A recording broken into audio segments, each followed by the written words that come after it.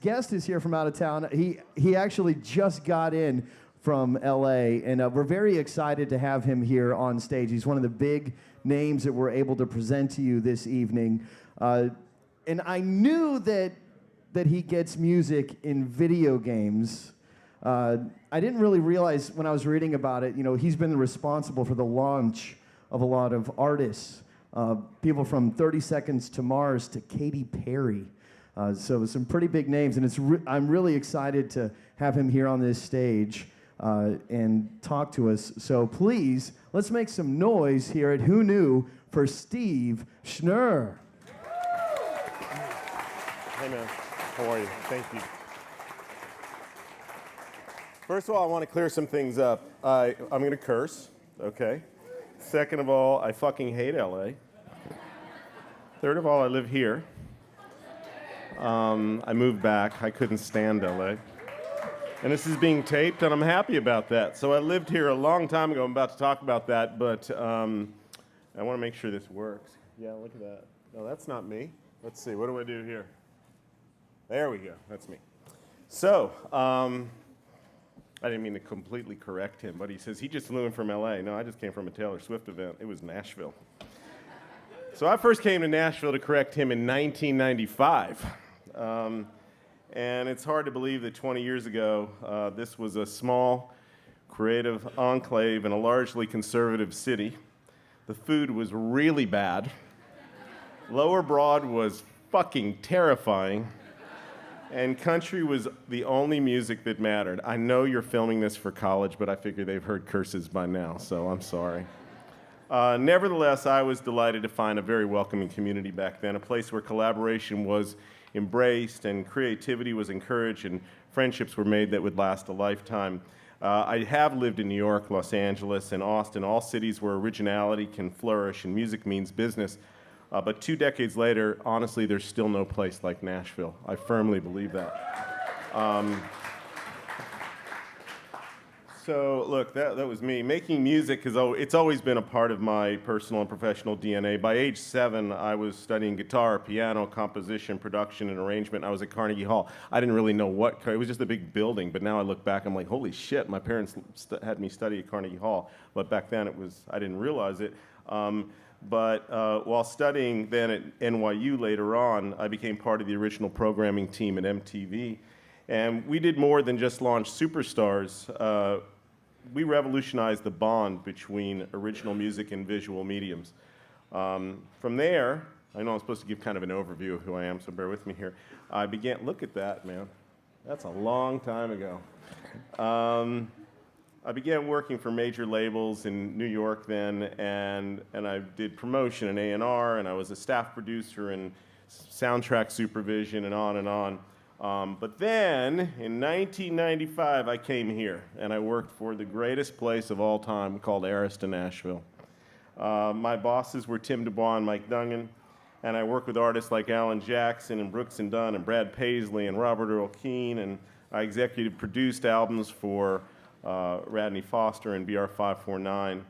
And I became a part of a family that remains perhaps the single most, in my opinion, influential and meaningful experience that I've ever had in this business. And just ask around or look it up. There was no one in this town. There's nothing, and has never been anything in this town like Arista Nashville. We changed the way music was made and business was done, and there was never any doubt in my mind that I would come back here as often as possible, continue that mission. So, when I began working at EA in 2001, I can't really see anybody. Usually at this point I would say how many people here sort of play games or have played a game. Does anybody here have kids? Does anybody's kids play games? Okay, so I'm talking to I'm talking to a converted audience here, so to speak, of people that hopefully get. How many people here or people's kids have ever actually discovered a song through Madden Football or Tony Hawk or whatever the case may be, or FIFA? I'm assuming a lot of people, right? Okay, good. So I just never know who I'm talking to. I want to make sure. Maybe it's a bunch of people who go, we've never played a game. We don't know what you're talking about. So when I took this job, it was to further the connection between music and image. And I really felt that games could be the next MTV, so to speak, the place where kids went to discover great new music from their favorite new artists. And we succeeded beyond all industry expectations. We broke superstar acts better and faster than radio or video on an instantaneous global scale. It was a very simple idea. Why don't we just bring music to where kids actually are? Equally important to our success was our approach to original scores, and that's really what I want to focus on tonight. Because as games became more sophisticated, we began to engage top-name Hollywood composers as well as unique talent. Through it all, we insisted on live orchestration. And why? Because I believe, and I firmly believe this for those of you that know me, that the heart, soul, and emotive output of a real instrument and real instrumentation being played with real passion by professional musicians is the key to genuine emotional engagement. And this emotional engagement is the key to all visual entertainment. But there's a problem, and I want to address this problem here in this amazing town. According to a recent survey by GameSound.com, only 46% of music in large budget games is performed by live musicians, or as a hybrid with 5 or more live musicians. That leaves 54% of large budget games is mostly virtual with 4 or less non-composer players. This is not only professionally unacceptable, but it's creatively very, very dangerous. And here's an even scarier number. I think I'm in track here. I want to make sure. Let's see here. No, there's that one. Now I'm okay. According to the most recent report from the U.S. Labor Department's Bureau of Labor Statistics, professional musicians and singers hold approximately 167,400 jobs. 36% of them are self-employed, and their median hourly wage is $23.50. The top 10% earn more than $65.24 an hour, but the lowest 10% earn less than $8.81 an hour. The report concludes with this sobering stat. Employment of musicians and singers is projected to grow only 5% by 2022, slower than the average for all occupations. But here are the numbers that change everything. According to a recent report, there are 1.4 billion gamers worldwide today. In the US alone, 67% of households play video games. Gaming is currently a $55 billion annual global industry, and that number has grown more than $5 billion in the last year alone. And every single one of those games needs original music, because every single one of those 1.4 billion gamers demands it. Most importantly, that music has to be played and recorded somewhere. Los Angeles, I'm really sorry to say, has effectively priced itself out of the game. The business has changed for everyone over the past few years. The business is gone from Los Angeles, but not everyone is willing to accept the new business models. The result is that on any given day in LA, most of the big recording rooms sit empty. Musicians sit at home. The same thing is happening in New York too. So where is it going? It's going to Europe.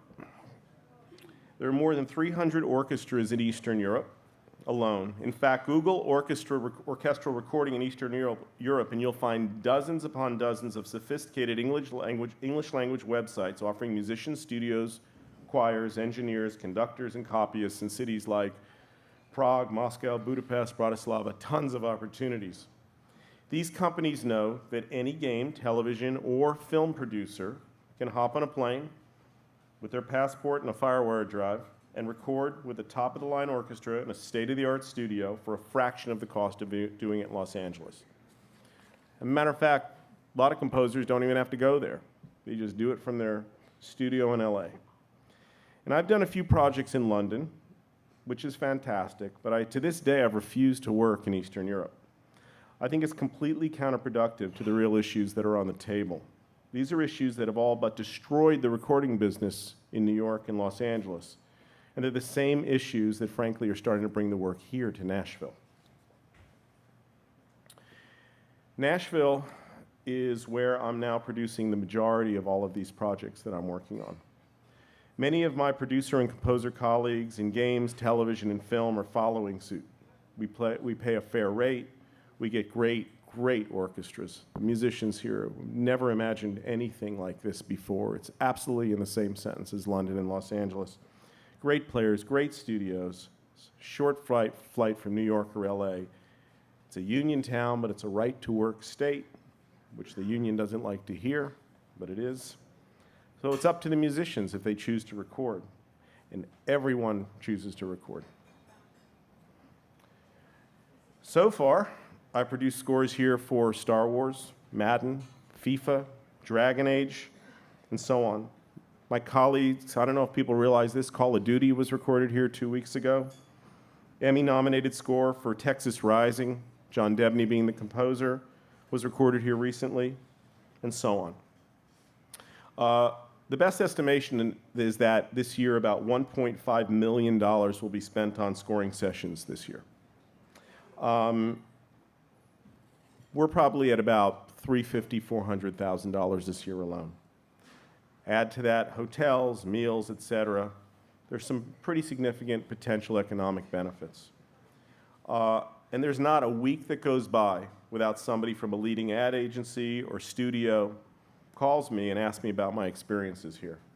The result is that Nashville is fast becoming a world-class destination for creating and recording orchestral scores of every kind. That's because Nashville is still a town where collaboration is embraced, creativity is encouraged, and relationships really do matter. Every day, Nashville is proving that it can meet and surpass all technical and creative expectations. It's expanding its reputation as a city where talented and free-minded music people can pursue their craft and prosper. It's keeping composers, musicians, orchestras, and studios employed because they choose to.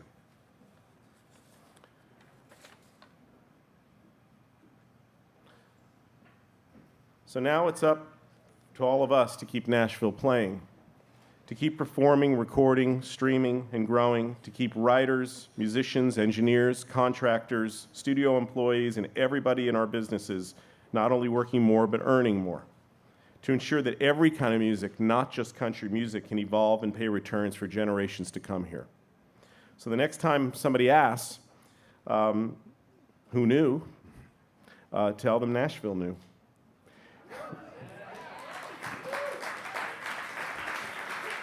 Your motivation brought the work here, and it's bringing more and more here every day. We as a community can keep the work coming here. We can restore this town's musical middle class. Yes. With your continued commitment, Music City can become the new orchestral score and center of the entire world.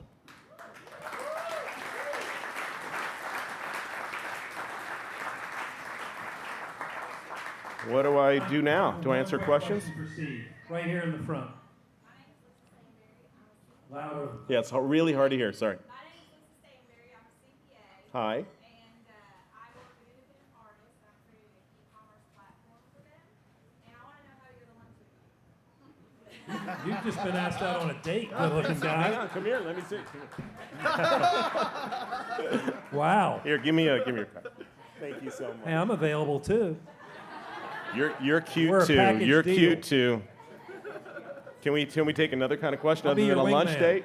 Thank you. Hey, how about that? Oh, got one over here. Yes. Where are we looking? Coming out this evening. Thank you. Are you asserting that No. paying musicians in Nashville union scale, that makes the process too expensive? Paying union scale to musicians to make the process too expensive? Yes, sir. No. What I'm suggesting is that, and I'm not, by the way, I want to preface this by saying this is not a anti-union conversation here. Okay, I'm the guy that brought union recordings to Los Angeles for the game industry, and the union deals we have right now went away. And I've had multiple conversations with Ray and Dave and folks here about creating union recordings here. So that's not the issue. The issue is that, and I don't want to get in too depth of the discussions because it would, but the truth is that, with the exception of the 5, 6, whatever major Hollywood film studios in Los Angeles, who have had union deals forever and a day. New models, independent studios, game studios, Apple, Microsoft, whatever the case may be, none of them are ever going to be prepared to become signatories to a union unless there's a different type of relationship with the union. And Dave and Ray and I talk about this regularly.